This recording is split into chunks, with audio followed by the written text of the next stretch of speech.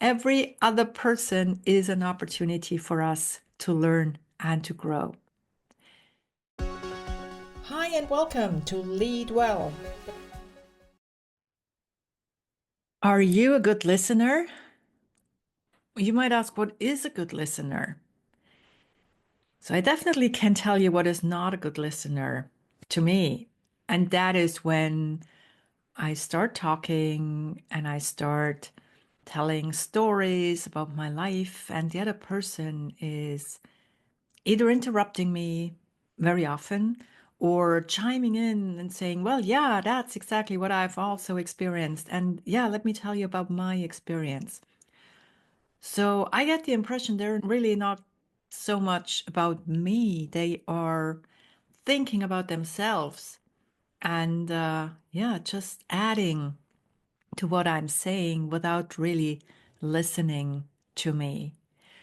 Now, the art of listening is so important because that's the best way to actually create relationships. First of all, and I think you've heard me say that before, I believe that the most important skills, not only for a leader in business, but for a human being, is asking questions, asking open-ended questions that cannot be answered by a yes or no. But then when I ask my question, I need to listen. And one way of listening that is really a wonderful way of giving the other person the opportunity to explain themselves, to share their opinion, and to have the impression that you fully are engaged with them is active listening. So let's talk about active listening today and what it is and why it is so important. My sister just recently asked me about active listening. She asked me, Christine, do you know what that is? And I said, yes, of course I do, because as a coach, I definitely need to always improve my active listening skills. Now, what is it? What is active listening? Actively listening is to engage with the other person, to really want to understand the other person's message verbally and also non-verbally. Now, I will share a few examples of how that works. So, verbally, of course, is by playing things back, by asking additional questions. Non-verbally is by nodding or saying, aha, oh, wow, yes. And you probably have seen me do that in my podcast. And sometimes I feel it's a bit too much. But then when I am in a conversation and another person does that to me, it feels so engaging. And on the other hand, if I am in a conversation, especially when we are three or four of us, and there is one person with, to me, a blank face that has no emotional reaction, no movement, I have a really hard time because I cannot understand what's this person's reaction to what I'm saying. But let me come back. So, active listening, as we said, actively engaging in understanding a speaker's message, verbal and nonverbal. And remember when we talked about Stephen Covey's 7 Habits of Highly Effective People? Seek first to understand and then to be understood. That is also a description of active listening. Seek to understand the other person before you start thinking about what to respond, for example. So, why does it matter? As I said, it is really the cornerstone for effective communication in any type of relationship. It can be in business, it can be in a professional environment, and also in personal environment. Just recently, a friend of mine, she told me my future son-in-law, he's wonderful. However, whenever we start talking about something, he's chiming in and talking about his experiences and sharing all of what he has done. And it's really irritating if someone does that. So this young guy probably could use a bit more of active listening skills. Now, there is a scientific background to this all, and that really starts with Carl Rogers and Richard Farson. They came up with this idea in the 1950s of client-centered therapy. And that is to say that when a therapist works with a patient, that the therapist is not interfering or is interfering as little as possible, is not making suggestions, is not making recommendations, but is 100% focused on the patient by listening to them and by, as we will see, playing back what they have heard to them. And so the neuroscience also then is confirming that, because when we are actively listening, we are not already creating our own thoughts, but we are activating our neural networks that are associated with empathy and with social cognition. And isn't that interesting? So it's different, because if I'm listening just to be able to answer, I have other neural networks activated. So I need to really focus on what I'm hearing. I need to really want to understand to activate my empathy and my social cognition, as Clayton has found out in 2021. Now, what are the core components of active listening? First of all, I need to pay attention. And if you think about it, how many of us are distracted, voluntarily or involuntarily, by a little device that each and every one of us almost constantly has in their environment? And there is research saying that even if you have a mobile phone just lying upside down on the table next to you, your attention cannot be 100% on the other person, and the other person's attention cannot be 100% on you. And even if you take that phone and put it away, and you both have witnessed that putting away, it still impacts your ability to focus and to be attentive. So if you have a difficult or an important conversation, make sure that you leave your mobiles out of sight right from the beginning, because otherwise this little device will get a lot of your attention. And you don't want to share that, because if you have a person sitting in front of you and you want to communicate with her, then you want to make sure that you're fully focused on them. The other thing is understanding.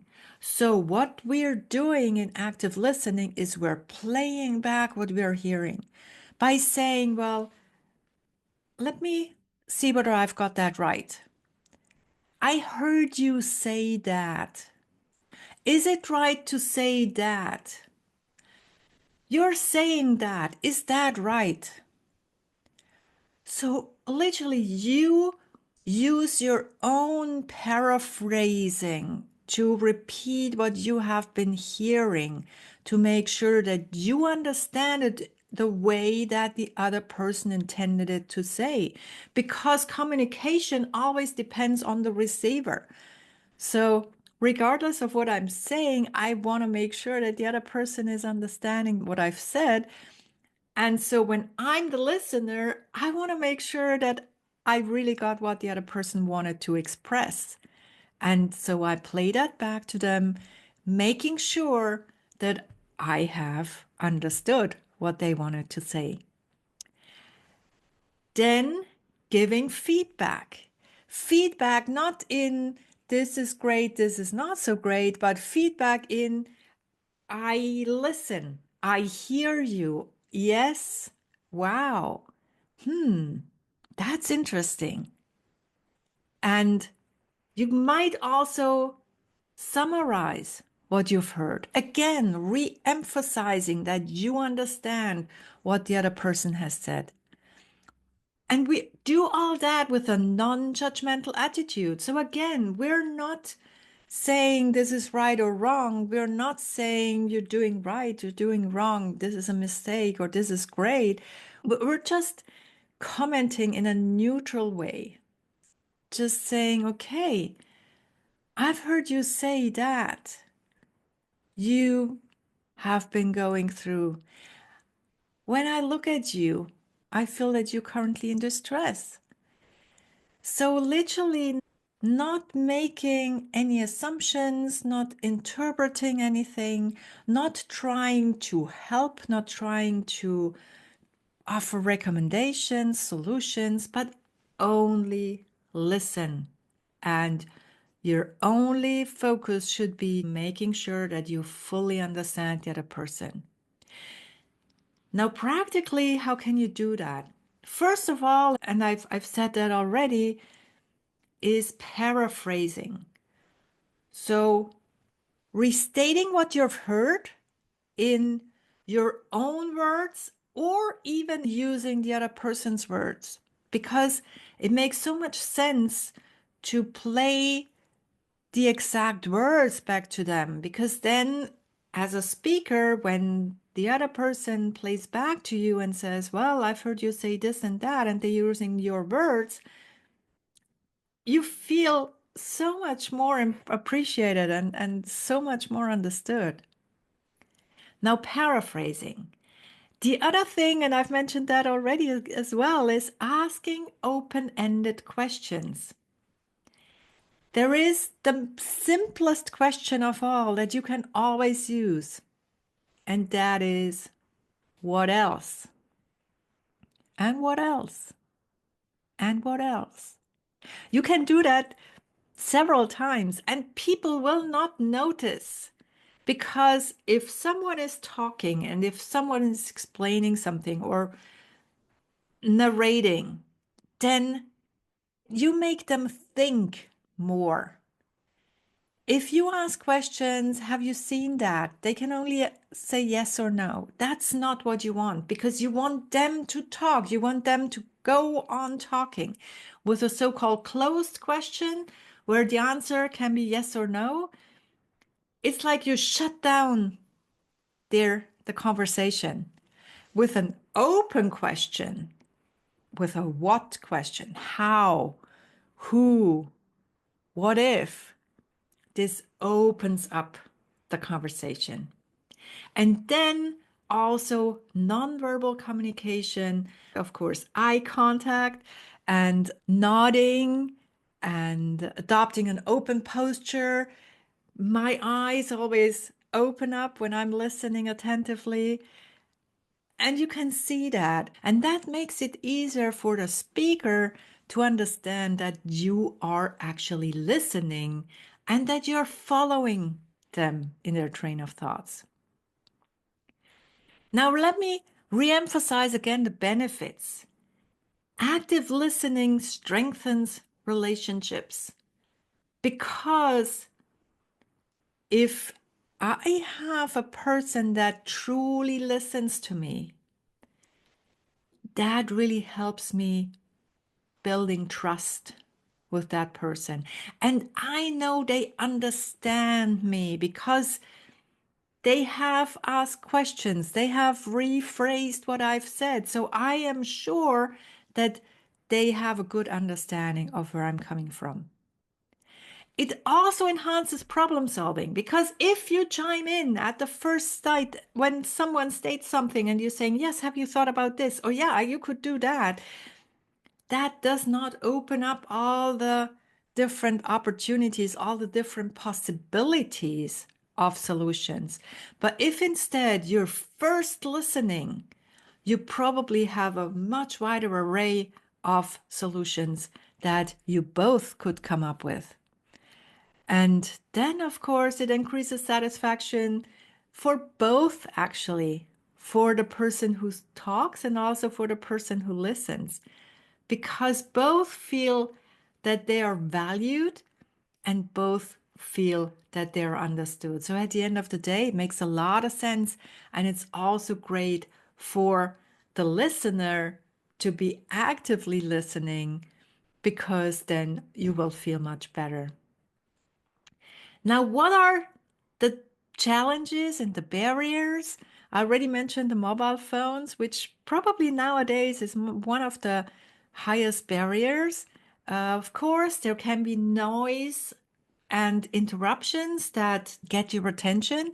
In that case, it's great to actually say, wow, I was distracted. Now let me come back to you. That already is better than just being distracted, coming back without saying anything about it.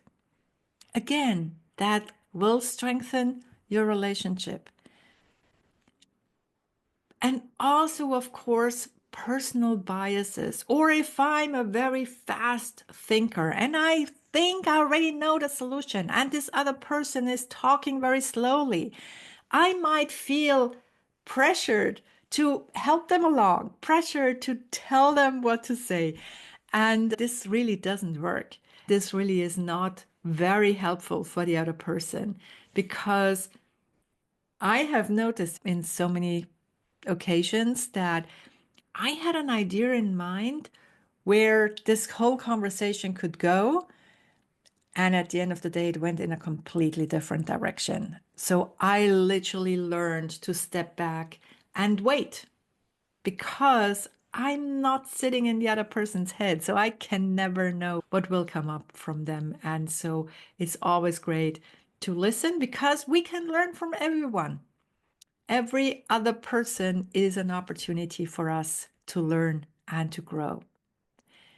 Now, what are the key takeaways? I would say making sure you understand that active listening is engaging with the other verbally, by paraphrasing, by repeating, by making sure you understand, and also non-verbally, so that the other person understands that you are listening. And literally, my call to action for you is practice it. It's so much fun. And it's so much fun at the beginning, because you will catch yourself trying to interrupt. And maybe you even do interrupt. And then you can tell the other person, oh, I interrupted again. I'm sorry about that. And it's so much fun when you do that, when you take every opportunity to practice this skill of active listening. And I'm pretty sure that you will find that your relationships will get stronger and stronger if you do that. So, thank you for listening, and thank you for actively listening. I hope you have a wonderful week, and I hope you always lead well, yourself and others. Bye bye. This was Lead Well. Now, what is the one thing that you're taking away from this episode? Please share in the comments below, and do share the podcast with your friends and family, but only if you like it.